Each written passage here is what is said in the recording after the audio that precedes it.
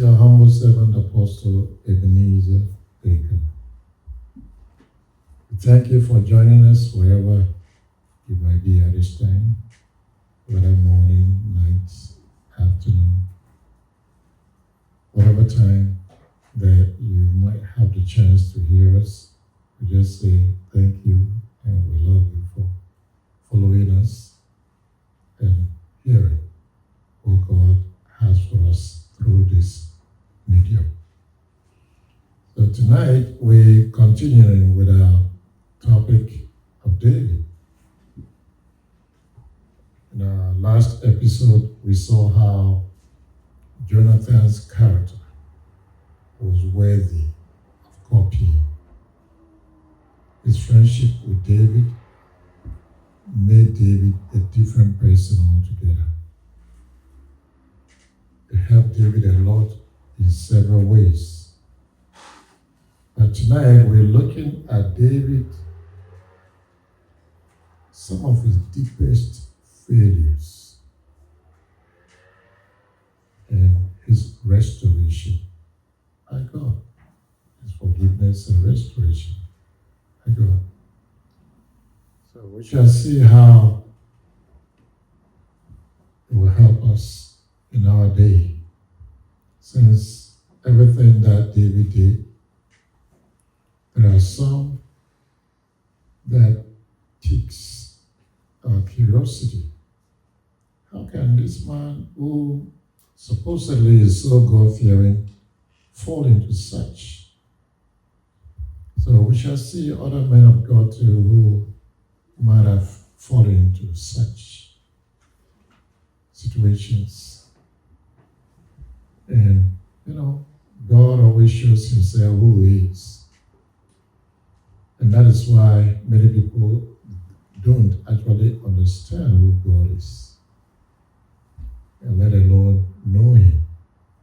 So if you understand something, and when you're continual understanding and doing that thing, you become familiar with it, and therefore you get to know what that thing is.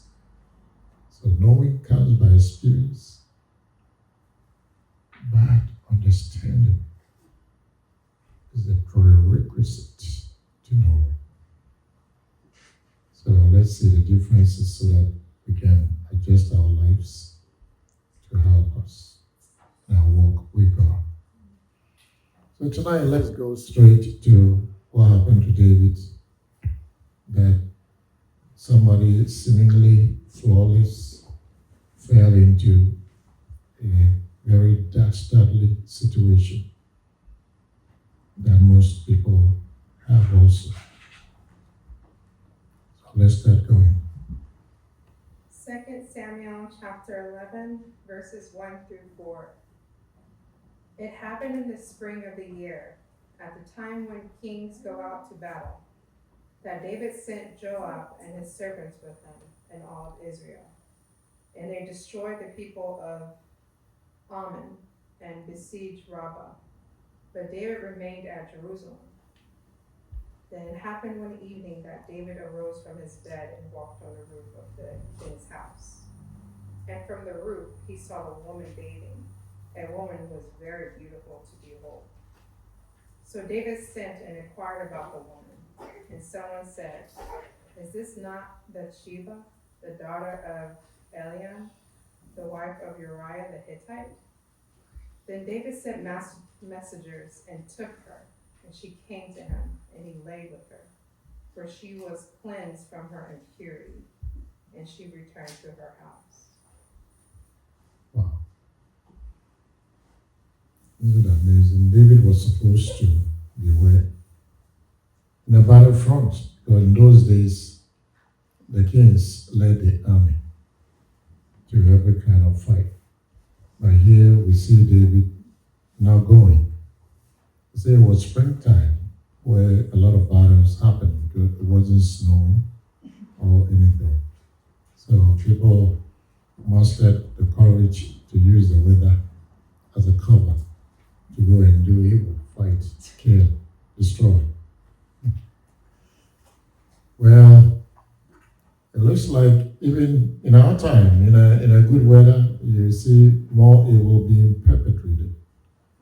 So man has always taken advantage of something that God owns.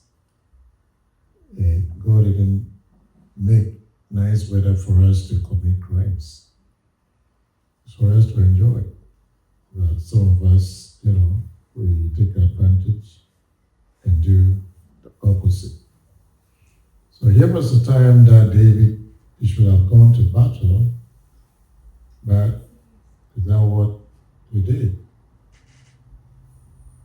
And because he didn't go with his army, he fell into temptation and great sin. Wow. So we see in this very chapter, these few words, that the Bible does not try to hide the sins and failures of God's people, but tells things just as they are. So from this account, we see that David's sin was such that he took advantage of not doing what he should do. So Satan brought his temptation and he swallowed it hook and sinker. Wow. How many times have you neglected what you should do? You found yourself distracted with something and that thing ate you up. It led you into a quarrel, into something you never imagined could happen to you. So this is exactly why we are studying these things, so that we can learn from David's example and try not to do or fall into the same thing ourselves. Now, before we go to how David got remedied by God from this deadly sin, we see how he said, read the verse 2 again. Verse 2. Then it happened one evening that David arose from his bed and walked on the roof of the king's house. And from the roof he saw a woman bathing, and the woman was very beautiful to behold. In other words, in those days, even heathen kings, they had their harems. They had their houses were such that they had an open top on the top of the building. So they had it in such a way that they could easily look at whoever they wanted and bring them to their harems. But God's standards are very different for his people. The way David found himself on the roof and saw a woman bathing. If I were David, it's like, why don't you close your eyes? But there's temptation care. Temptation wants you to look. Temptation wants you to lust. Temptation has its own mind and ways to catch you. So temptations will always find a way to hammer you. And that's why God says a man is not tempted by him, God, but we are tempted by our own what? Lusts. Because he kept looking. He said, whoa, who is that? In his mind, he just drew the whole picture of the woman and how it could be what he would need in a bed. And we see that the Bible is saying the woman was very beautiful in appearance. And David had the opportunity. She was bathing. So he saw the whole caricature of the woman. And you see what temptation did? He said, read the verse 3. Verse 3. So David sent and inquired about the woman. And someone said, "Is this not Bathsheba, the daughter of Eliam, the wife of Uriah the Hittite?" See what David did? When temptation gets you, it goes full steam. There's no stop. This is how Satan works his ways. When he puts out his temptation and you swallow it, if you swallow something, where does it go? It doesn't come back. It goes straight to the stomach or wherever it has to go. So temptation is always waiting for us to swallow us up. And this is exactly what happened to David. Temptations. How strong can you be against temptations? The temptation to answer somebody roughly because maybe you didn't like something that a person did, or whatsoever the reason might be. A temptation will always nudge you forward. It will make you keep on going forward rather than backwards. And that's why we have to be very careful about the kind of things that we feel tempted to do or say or reason. Because it's very easy for temptation to swallow yourself and have its way. Read verse 4. Then David sent messengers and took her, and she came to him, and he lay with her. Oh my goodness. For she was cleansed from her impurity, Hmm. and she returned to her house. Wow. It's like the woman had just finished her period, went to shower, did everything. And the temptation. So we see how temptation can be so overpowering and eat you up if you're not careful. Like we see the trend of David's falling into this great sin. Because he went ahead, even though somebody told David, she's the wife of somebody, one of your own soldiers. Wow. But did David care? The temptation made him just brush everything aside. So temptation will always lead you on, make you feel like you are the champion of the world until it is executed. Temptation will not leave you alone. Wow. So we see how temptation can lead us to do things that we shouldn't do.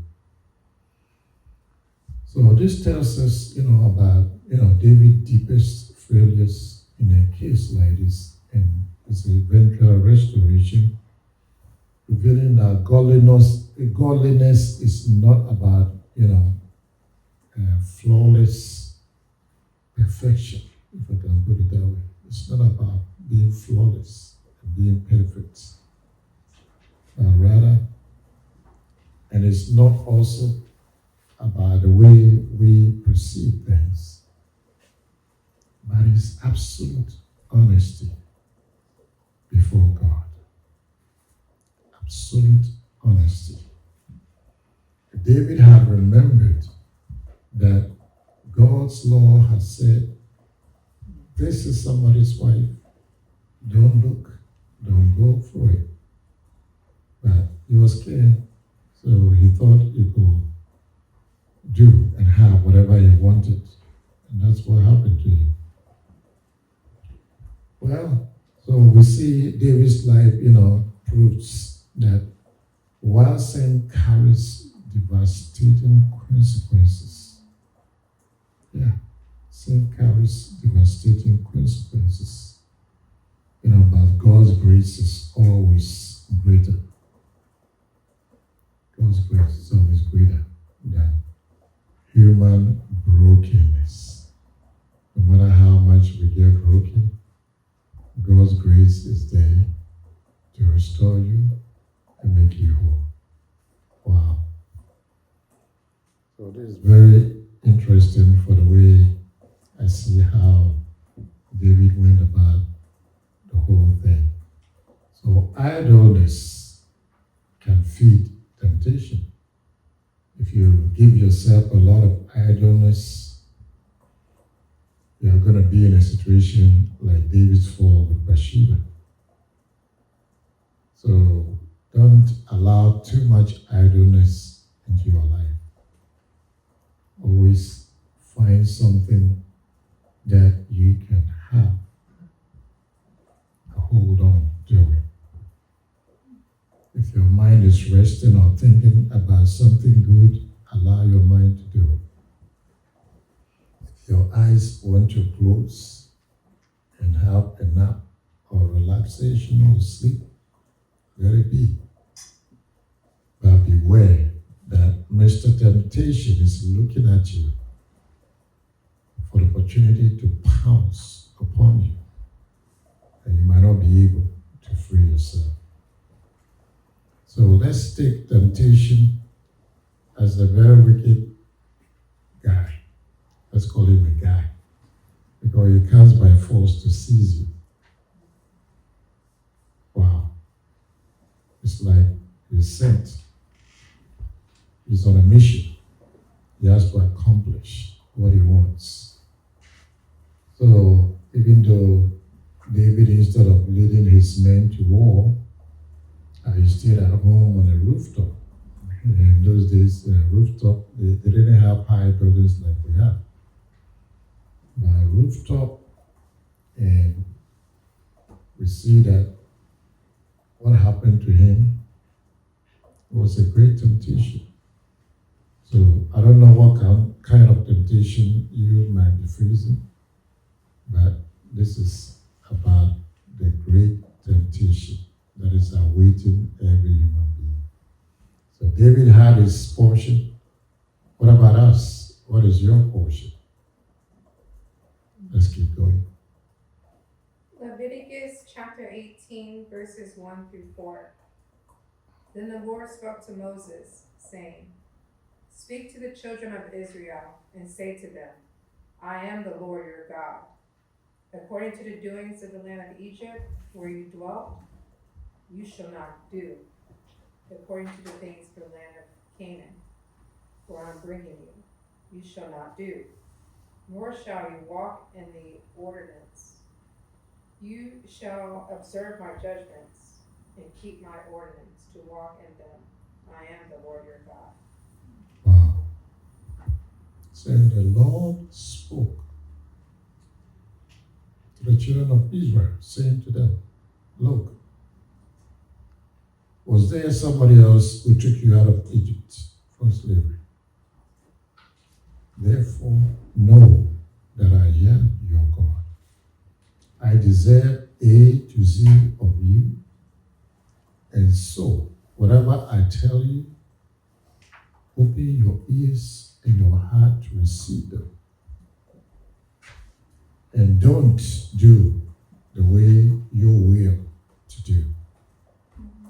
In other words, God wants us to understand that we have willpower to choose. But that willpower to choose, what is better for you to choose? God's way or your own way? Because your own way might face what David faced.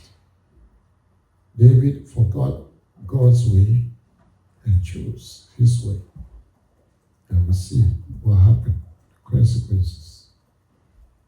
Later on, we shall see that even though God can forgive you about something, but the physical consequences might not be easily erased.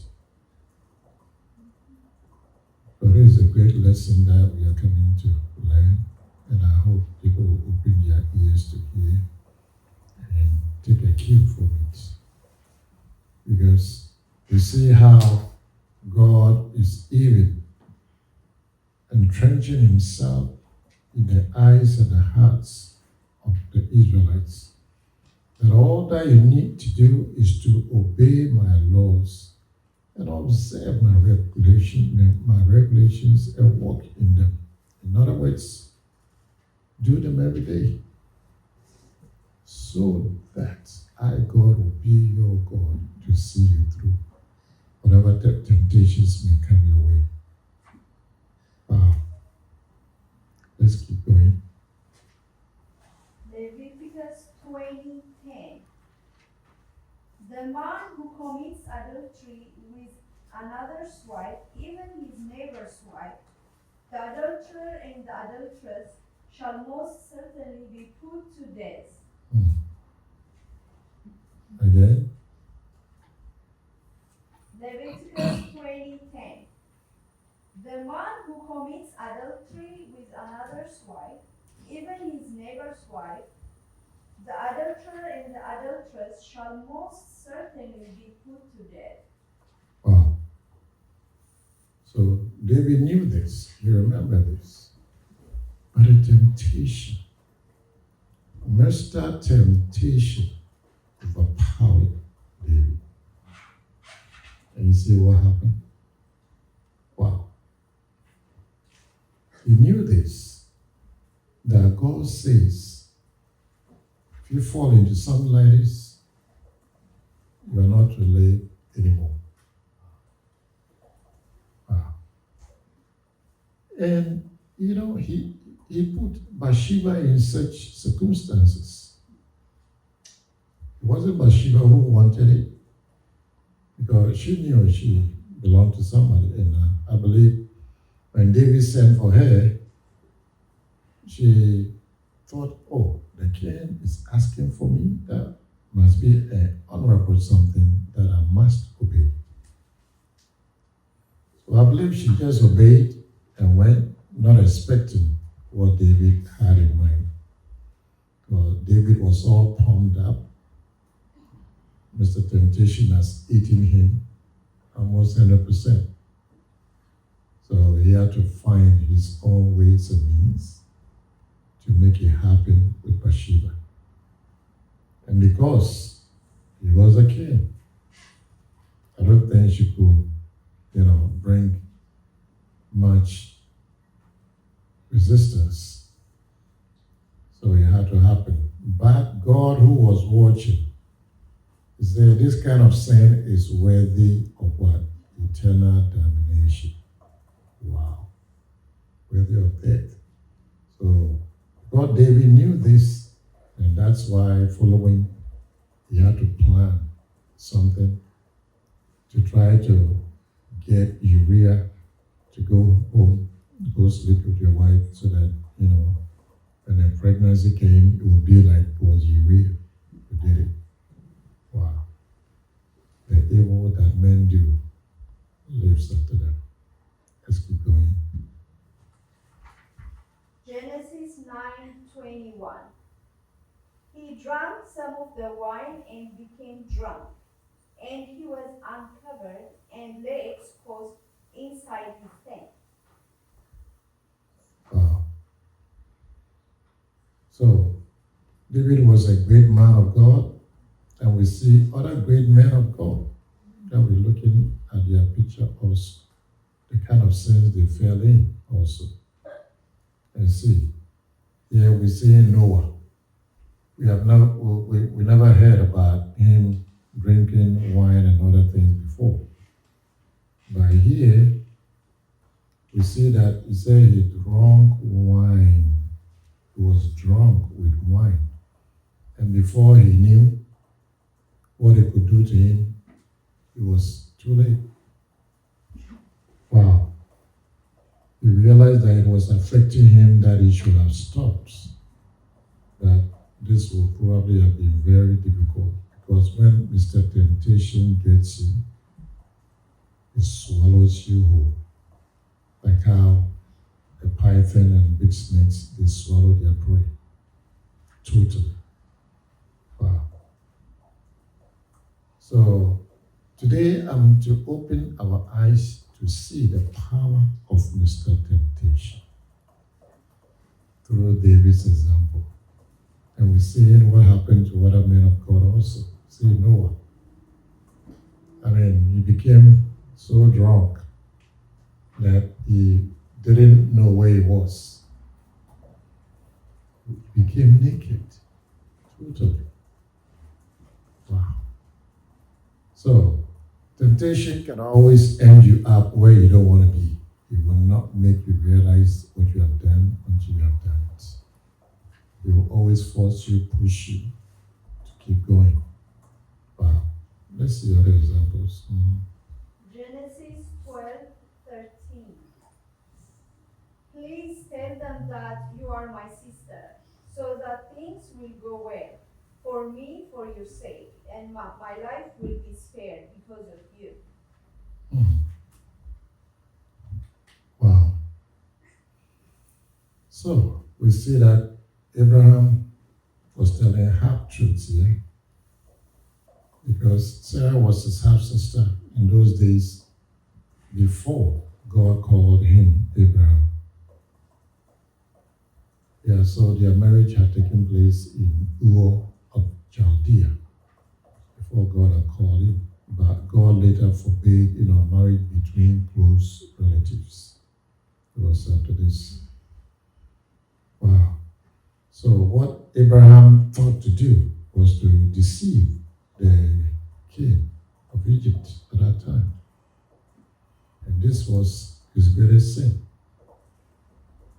See, so just as we are saying that the Bible does not try to hide sins and failures of God's people, we are learning this so that we can know that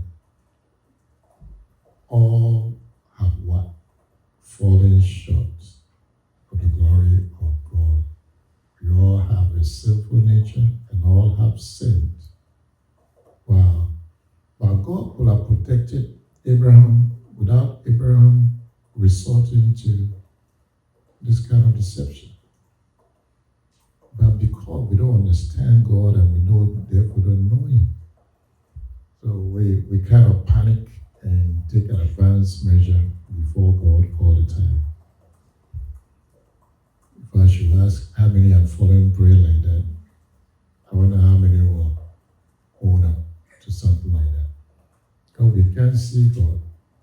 And He says He's wiser than us. And He has His own way of achieving what His purpose is for us. But do we wait for Him? Because as for Mr. Temptation, He will bring you ideas and a way to overcome God's will. He will make you and cause you to break God's will. That's what Mr. Temptation does. God, temptation is a deep. Wow. Okay, let's keep going. Genesis 27:18 through 26. Mhm. So he went to his father and said, "My father." And he said, "Here I am. Who are you, my son?" Jacob said to his father, "I am Esau, your firstborn. I have done just as you told me. Please arise, sit and eat of my game, that your soul may bless me." But Isaac said to his son, "How is it that you have found it so quickly, my son?" And he said, "Because the Lord your God brought it to me." Isaac said to Jacob, "Please come near, that I may feel you, my son, whether you really are my son Esau or not." So Jacob went near to Isaac his father, and he felt him and said, "The voice is Jacob's voice, but the hands are the hands of Esau." Wow. And he did not recognize him, because his hands were hairy like his brother's Esau's hands. So he blessed him. Then he said, "Are you really my son Esau?" Mhm. And he said, "I am." Wow. Oh, sorry. Wow. He said, "Bring it near to me, and I will eat of my son's game, so that my soul may bless you." So he brought it near to him, and he ate. And he brought him wine, and he drank. Then his father Isaac said to him, "Come near now, and kiss me, my son." Oh. Wow. It's like even though Jacob's mom concocted how Jacob should get the blessing, his own, in her own way. She felt a temptation that the way the husband was sick and, elderly, he might go anytime. But it was her who gave birth to the twins. She gave birth to the twins, and she heard the command of God that the younger shall serve the older. So even though they came just some few minutes apart, there was still Esau who came first. And so he was supposed to receive the earthly rights of inheritance, the father's blessing. But what happened? Rebecca, because she bore them, she remembered what God said. But did she wait for God to do it as himself? Temptation came in. He said, I got to do it this way. And read verse 20 again. But Isaac said to his son, how is it that you have found it so quickly, my son? And he said, because the Lord your God brought it to me. See, the Lord your God brought it to me. Did he even go out to fetch anything?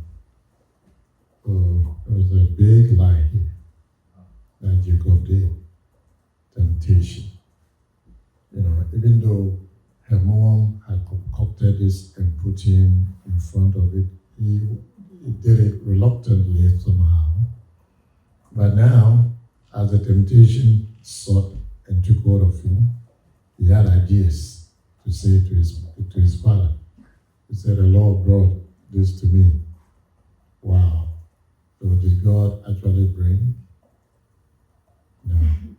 But that's what temptation will do. It will always give you some excuses to free yourself. So temptation is a very wicked somebody. I call him a guy.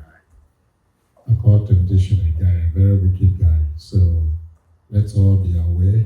It will cause us to do what we shouldn't do so that God will be unhappy with us. But God had his own way that will have given the blessing to Jacob anyway. So always let's remember that God has his own way for us. No matter how crooked our lives might look to others or even to ourselves, if we can learn how to trust in God, he will always make his purpose come to pass in any way that he wants it, or he knows how. But human beings, we don't have patience. We always want a quick route to something. See? And we always think, oh, God is too slow and too, unappealing in the way he goes about his things. A lot of us we think we are smarter than God. But this is what happens. So we're saying even Jacob became what? Israel. A great nation in those days. But you have to pass through this. It's a temptation how to find him and bring him to book about what temptation can do to mankind.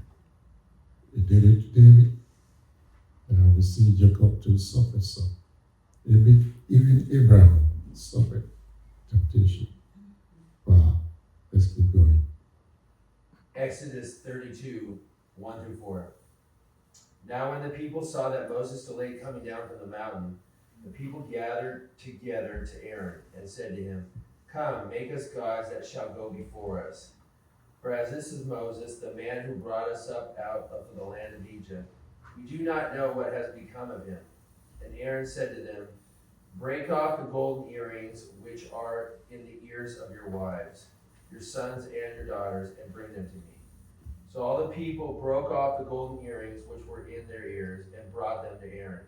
And he received the gold from their hand, and he fashioned it with an engraving tool and made a molten calf. Then they said, "This is your God, O Israel, that brought you out of the land of Egypt." Wow. See what temptation can do? Say, Moses, he's vanished. We don't know what happened to him. Hey, Aaron, it is you we saw working with Moses. And in Egypt, we had gods who protected us, who did this, who did that for us. But they had forgotten the miracles God did, the marvelous nature of how God revealed himself to them. They forgot all that. So here we are now, because temptation came in to take a hold of their hearts and minds. What happened? They forgot everything about God. Now, they got hungry for what? Another God. Wow. Temptation will always buttress you to do your will against God. That's how strong Mr. Temptation is. So, I want us to just understand how wicked temptation can make us become to God. Look at what's happening here. God feeds them, has seen them. Now they turn their back.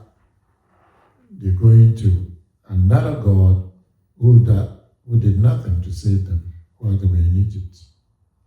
So temptation will always catch you unawares and force you to do His will and not God's will. Temptation. Wow. Let's keep going. Numbers 20, verse 12. Then the Lord spoke to Moses and Aaron, "Because you did not believe me to hallow me in the eyes of the children of Israel, therefore you shall not bring this assembly into the land which I have given them."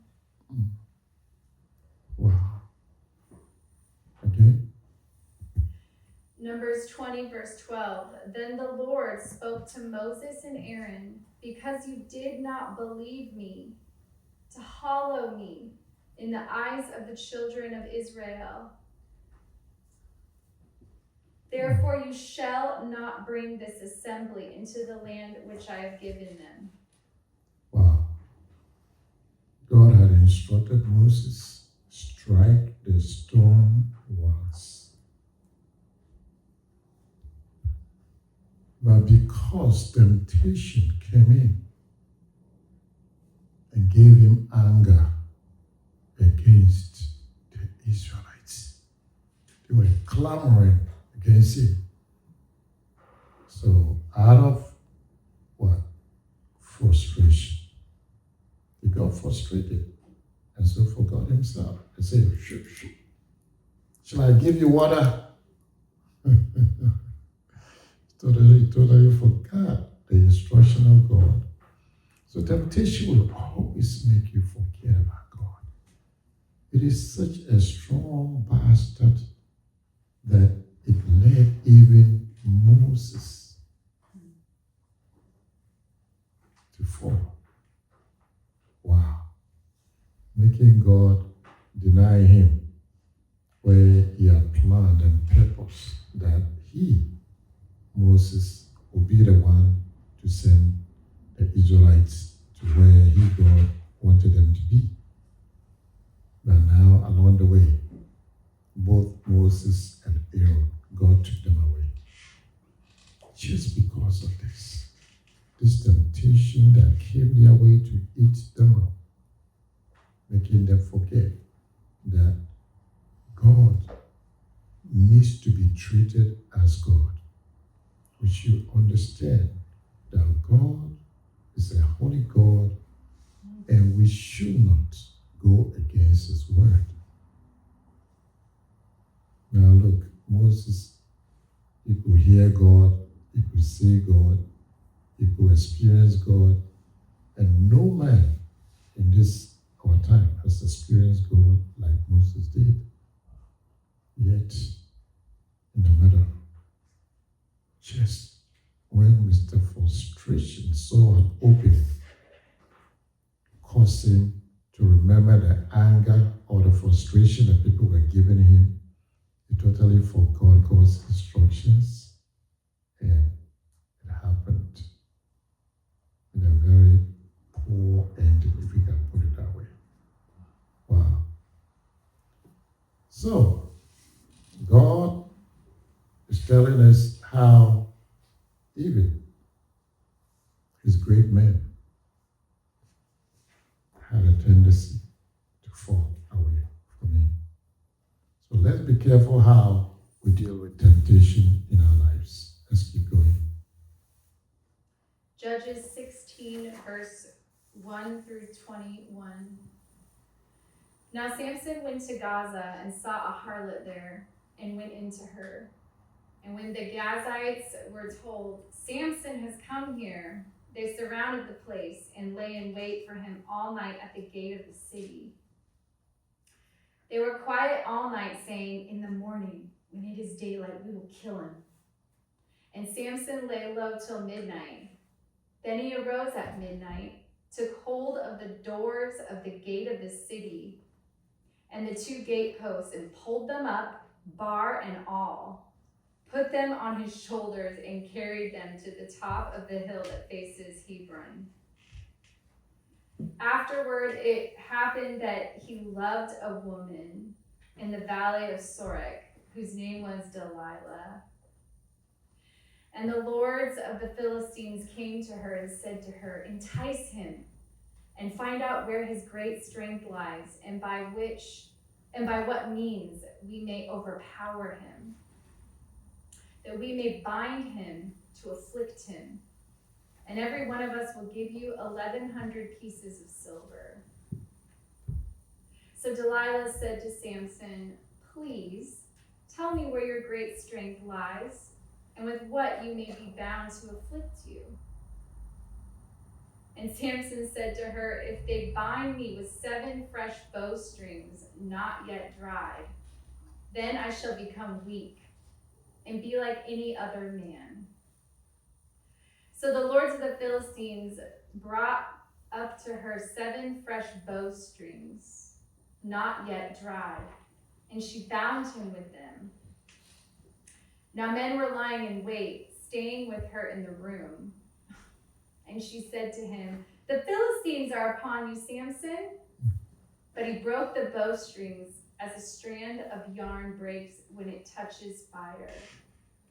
So the secret of his strength was not known. Then Delilah said to Samson, look, you have mocked me and told me lies. Now please tell me what you may be bound with. So he said to her, if they bind me securely with new ropes that have never been used, then I shall become weak and be like any other man. Therefore Delilah took new ropes and bound him with them and said to him, the Philistines are upon you, Samson. And the men were laying in wait, staying in the room, but he broke them off his arms like a thread. Then Delilah said to Samson, until now you have mocked me and told me lies.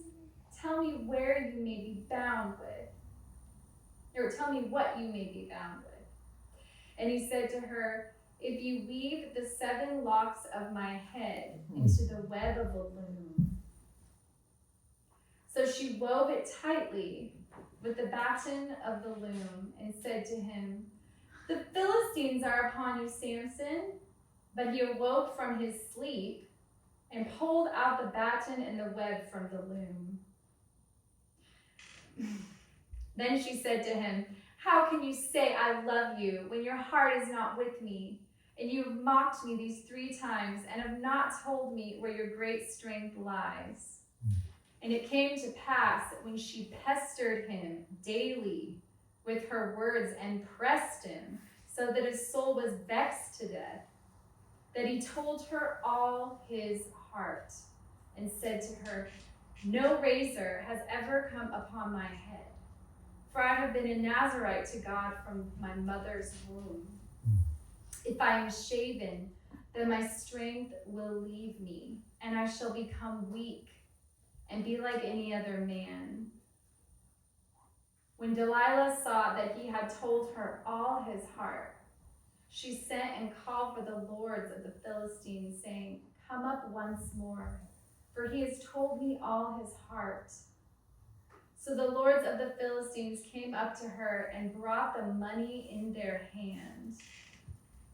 Then she lulled him to sleep on her knees and called for a man and had him shave off the 7 locks of his head.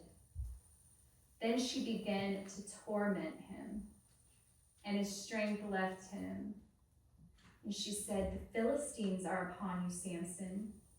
So he woke up from his sleep and said, "I will go out as before at other times and shake myself free." But he did not know that the Lord had departed from him. Then the Philistines took him and put out his eyes and brought him down to Gaza. And they bound him with bronze feathers, and he became a grinder in the prison. Wow. So sad. See the story of another great man of God.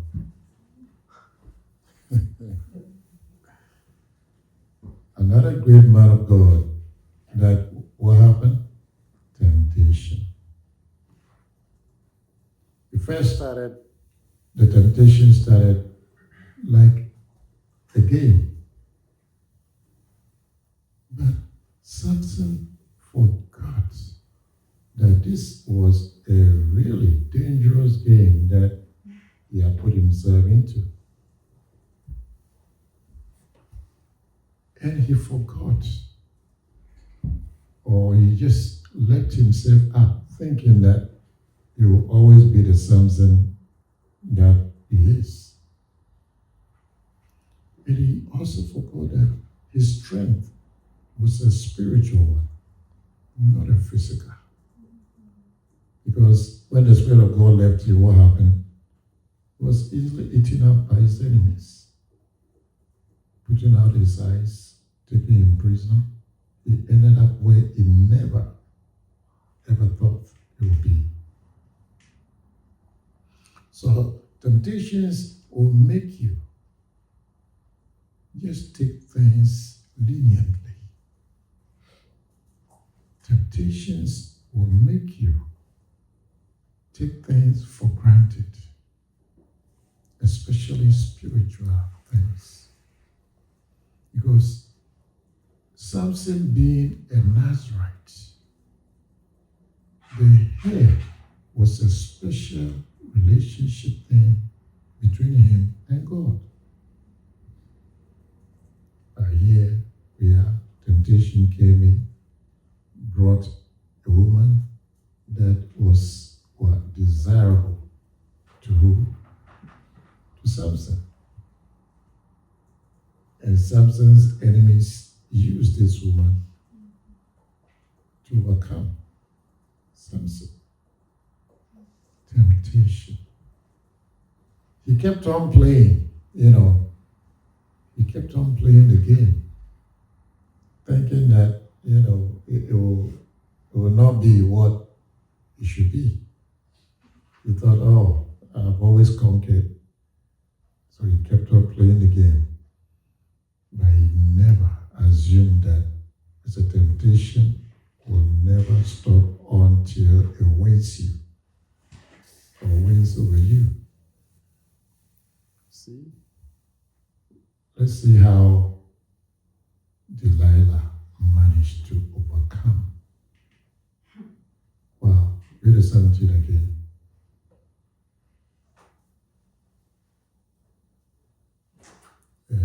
Start from 15 to 17. Verse 15, and she said to him, "How can you say I love you when your heart is not with me? Mm. You have mocked me these 3 times and have not told me where your great strength lies. Mm. And it came to pass when she pestered him daily Mm. with her words and pressed him so that his soul was vexed to death, Wow. that he finally told her all his heart. And he said to her, no razor has ever come upon my head, for I have been a Nazarite to God from my mother's womb. If I am shaven, then my strength will leave me, and I shall become weak and be like any other man. Wow. Read the 16 alone again. And it came to pass when she pestered him daily with her words and pressed him, so that his soul was vexed to death. Wow. See, Sorry. this is how the temptation works. Until his mission is accomplished, don't assume that he has left you. He must accomplish for his master Satan temptation. He pulled down David to where he didn't want to be. Pulled down even Noah to drink. Pulled down who again? The Israelites. Even Moses and Aaron. And now we see how he pulled down Samson. And these are all great men of God.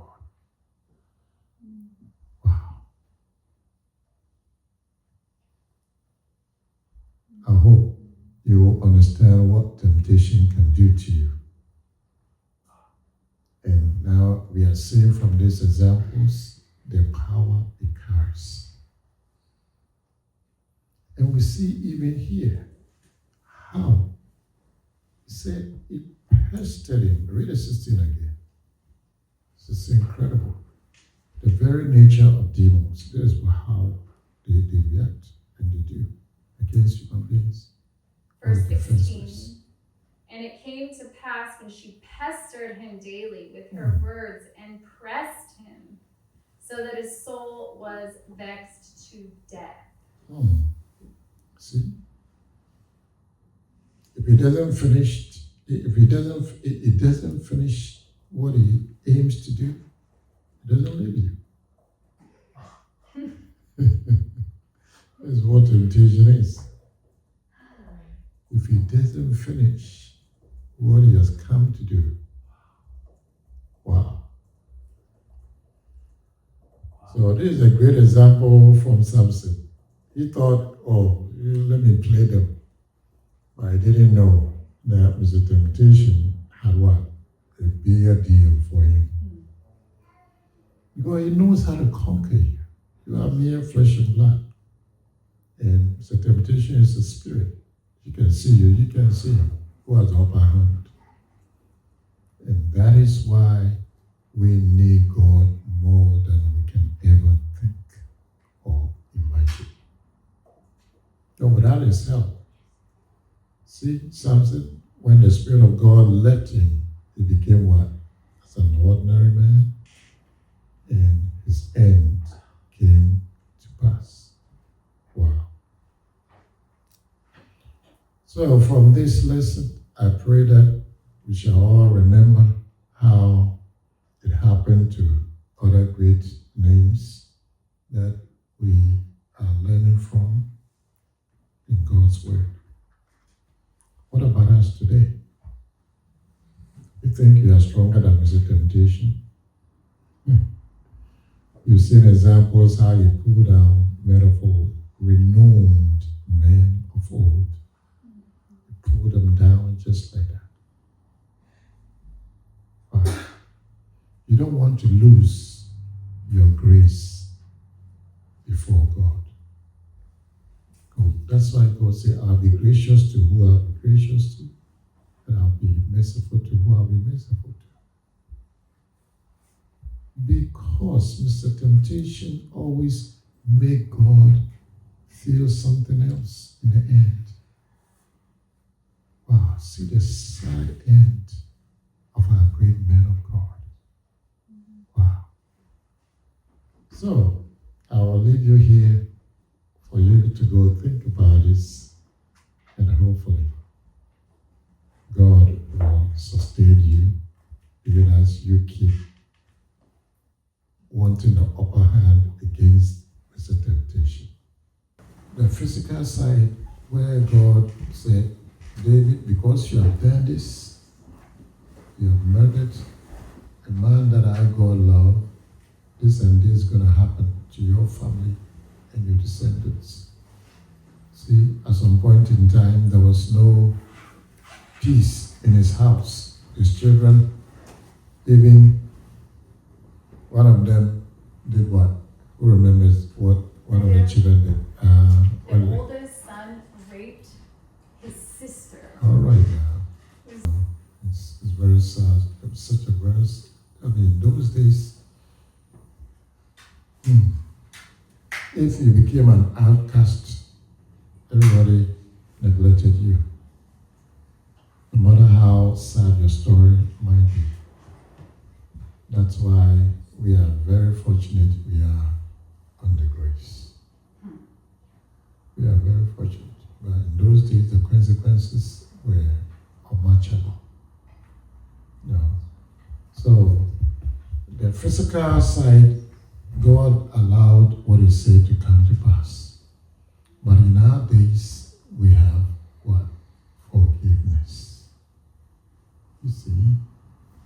But you must own up in order to be forgiven. Because some of us, we think because we have grace, God easily forgives without our asking. It doesn't work like that. God punishes sin. So you must ask for forgiveness. Even if it should cost you 100 times to ask for forgiveness, you got to continue doing. Otherwise, Mr. Temptation will come and say, oh, you asked for forgiveness last time. You don't need to do it again. So it will make you assume that God has forgiven you. God, before He really forgives, now go to somebody read me Psalm 103.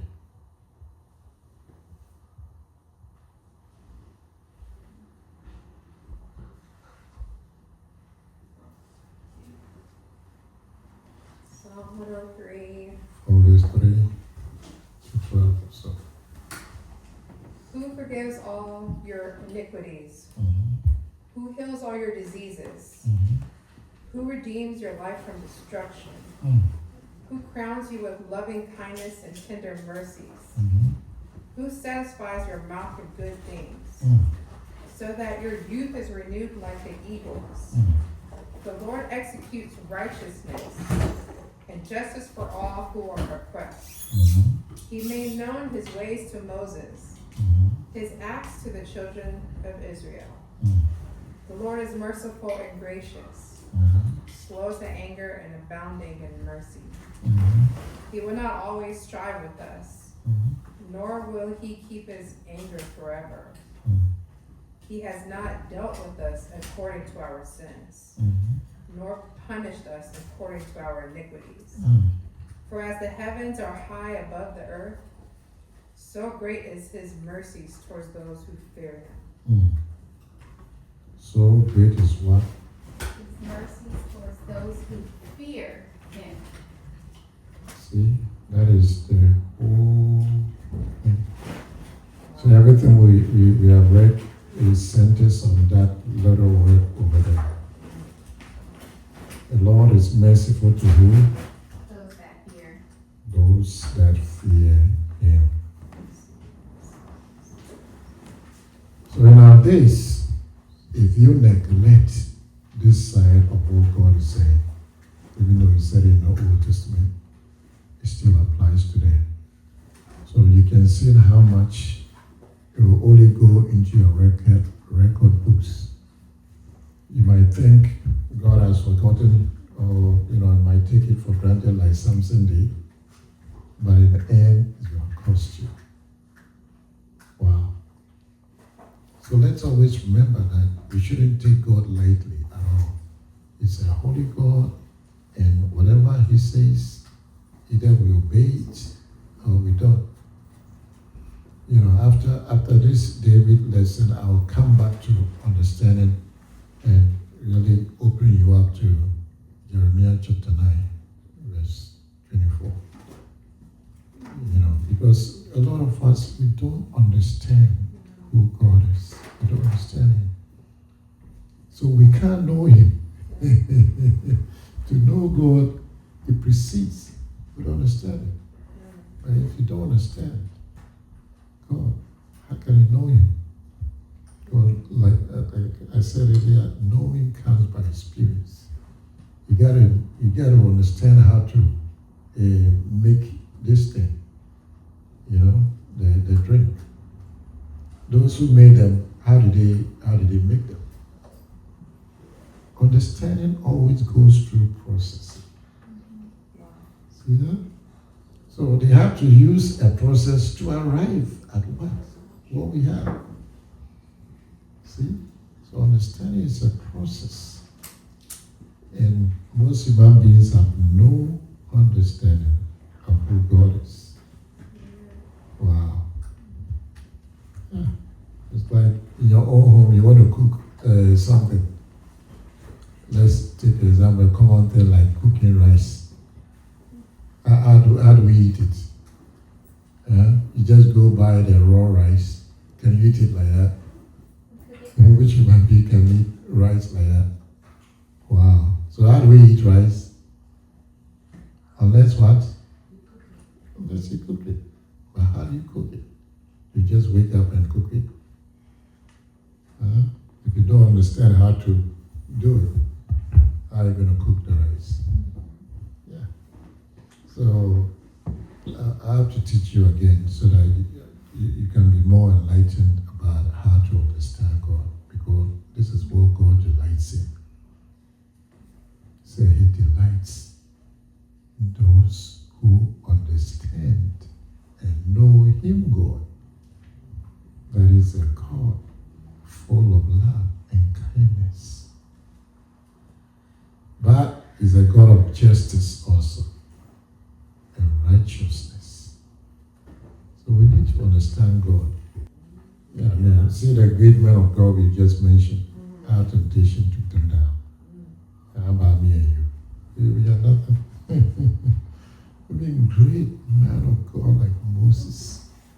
Temptation managed to take him down. Look at Samson. Temptation managed to take him down. Look at David. Wow. A man after God's own heart.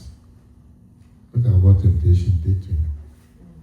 Wow. Scary. Delilah. Yeah. Delilah was a very long period. Yeah. Because the Bible writes it in such a way, you would think it's just a few days or something. Temptation used the people that Delilah belonged to execute his plan against God, who was using who? Samson. Yeah. But you know, they have a way to make you forget who you are. They made Samson forget that he was a man of God. He was not even supposed to be with her to begin with. No, not necessarily. God allowed him to have that to glorify His holy name because He wanted to punish the Philistines, Delilah's people. So God allowed him to meet, but he was not supposed to disclose. Yeah, but you know, Mr. Temptation knows better. So you see how he did it in the verse 16. Pam, pam, pam, pam, pam. They never stop. That's what demons do. They never stop doing evil. I'm amazed at Aaron. I just want you guys to know that your greatest enemy is what? Temptation. Yeah, it's a very stubborn demon. Temptation is what? Very stubborn demon. It never stops until it has what? Conquered. Oh, you know, the temptation is a spirit. It can see you, you can see it. Right. But what I'm saying is resist the devil and he will flee. Yeah. So eventually he has to go if you resist him enough. Right. So if David had just said no and stood fast Mm-hmm. and stayed in that, Mr. Temptation would have had to flee? Yeah. Yeah. Okay. But they know, because they live in the human body. They can just get you to have those feelings. Not even that. You have The first place they attack is your eyes. eyes, yeah. Yup. Well, what was in your head? Yeah. But your eyes Yup. is what? The window to what is in your head. You see? So they can make you see and think and develop the thinking to such a degree they will give you ideas how to execute something. God allowed the woman to become his wife, actually. Yeah. God allowed, but God sees us through the end, whether we'll take his part or not. You should have got So- closer to daddy then? Yeah. You should have, remembered who he is. But temptation will let you forget who you are. That's the whole premise. The temptation made him forget that his hair was where the glory of God or the power of God rested. And it was a secret that he shouldn't divulge to any human being. Wow. Yeah. That's why there are certain things you will go up and down. I will never tell you. I'll tell you I'll work on it. Because I've learned the examples of these men. What happened to them? You see? Yeah. But there are certain things God can open my eyes. I can see you transparent everywhere. But I won't tell you what God has told me. I'll do what I'm able to do, what he allows me to do. Yeah. So we have secret things that belong unto God. And the one that reveals is what he wants us to know. Yeah. So there are some secrets you will beat me, kill me, you will never hear. Wow. Yeah. So now you understand. The temptation will catch you up. If you say it, you lose God. Yeah. So there are some things we got to keep secret and never say. So look God. Yeah. So don't be like Samson. Don't be like David. That's why we are learning the failures of David also. Yeah, because the temptation will catch you, whether you like it or not. So who is your best enemy? Mr. Temptation. It takes understanding also. All of this, it takes understanding. Because if you don't have that understanding that this is a killer and this hates you, a lot of times in the past I succeeded in getting a lot of people who were addicted and smoked and did all this to Christ. I made them see that, look into the mirror. Do you see what you like about yourself? God made you with clean eyes, with nice face, with nice everything. But look what smoke has done to your eyes, even in your face. So I made them see themselves in a picture. Is that what you want? Or you want the original that God made you of? You have clear eyes like a baby, clear face. You want that or you don't? You see? Yeah. So I made them question themselves. And some reasoned, some to the temptation say, hey, you are our person. We don't want you to go to this guy. So you will say that you won't let them even come near me again. So you got to first remember what you have heard today, that Mr. Temptation is a very stubborn idiot who never stops until he has conquered. So he's your enemy. Okay? So have that premise first. That temptation is your what? Enemy. Your enemy. He hates you. He's going to consume you in a variety of ways that you will not know until it's there. You know, sometimes you have the urge, you want to insult somebody for something done in the past or something. You want to insult, you want to fight, you want to do something. The temptation is very happy because it never dies. So you'll be there, you'll prick you like that and make you start talking, make you start reasoning, make you start seeing things very differently. So for us to overcome the temptation, let's learn how to rest our mind and our hearts in the things of God. That's the only way we can conquer the temptation. By remembering who God is, what God is, why God. When does God do something? Where is God? So we use this 6 levels to get to understand God when we come there again, okay? Mr. Temptation is so wise. He'll make you make like, I don't want to know more. But in a few months, years, or weeks, will come again. Say, oh, it doesn't matter. Just try one more time. So if you don't have God for real, he'll catch you in the end. Yes. You'll find yourself smoking again. You'll find yourself doing drugs again. You'll find yourself, because he knows how to do his work. Yes. So their deceit is their food. Deceit. They know how to deceive you so easily. They will deceive you so easily. You see that? Yeah. So, learn from this.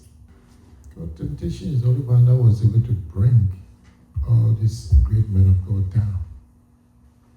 Yeah, so in our time, we think we have grace and so forth, so Mr. Temptation doesn't work, really. When God says, love your neighbor as yourself, are you doing that? You see? Yeah. So Mr. Temptation has built walls around human beings now.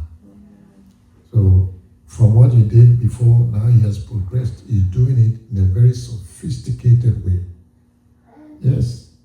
Now he built walls.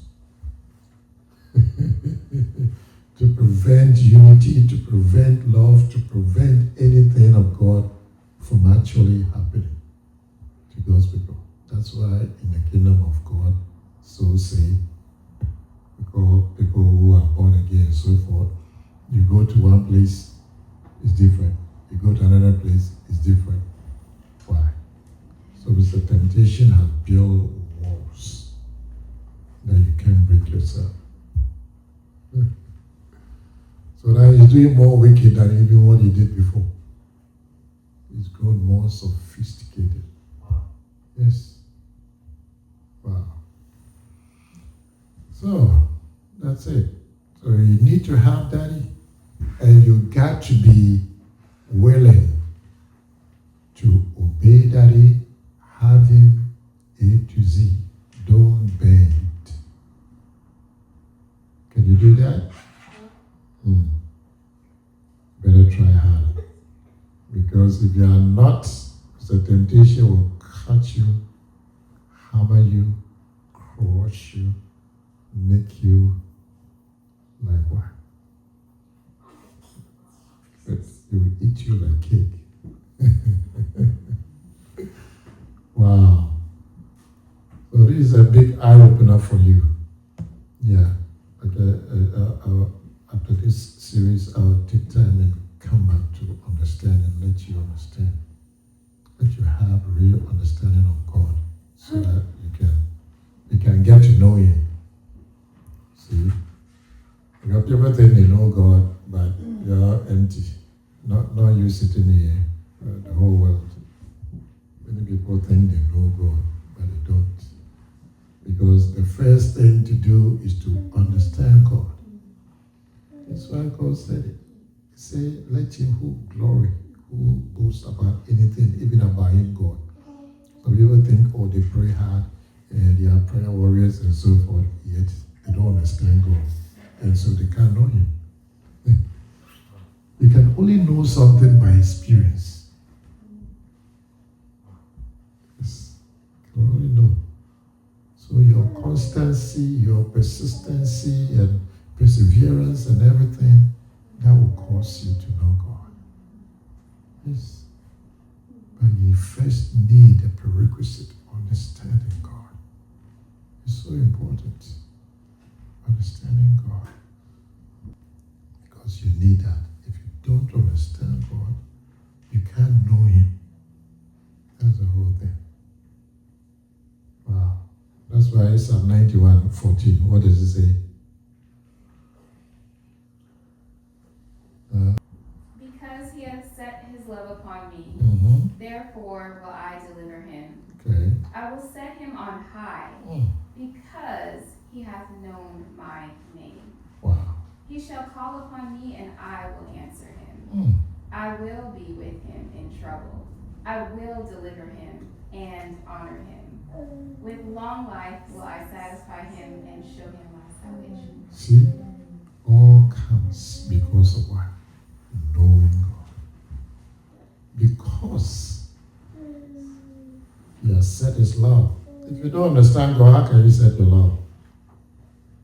And if you don't know him, how are you going to get these benefits? See, read from the knowing. Because you have known my name, what happens? He shall call upon me, and I will be with him in trouble. I will deliver him and honor him. See?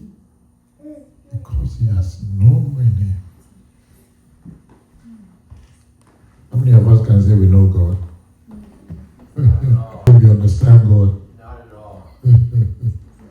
So who wants to? I Who do. wants to understand God? I do. Good. God, we are serving God, but we don't understand this God. And God is always grieved because his people don't understand him. Because we treat him as if he's a human being, and he's not. That's the whole trouble. Because we can't understand that even though he became a human being, but he's not a human being. It's that he became like us. But he was not born like me and you, we are born. So there's a big difference between us and him. He was not conceived like me and you, yet conceived. So there's a big difference. We can't understand all these things. So it's a greater and time-consuming teaching. So you can love God, you can think you love God, but yeah, you don't know him. Yeah. God is God, and his will is above everything else. You don't do his will, forget who you are. Wow. You come to understand why you should never compare yourself to God or God as a human being. Okay, God, spirits don't understand why God even loves us, because we are too foolish. We don't understand even the man who made us. You know, so that's why these idiots, they are free, whatever they want to do. Wow. Because we don't understand God at all. May the Lord bless us.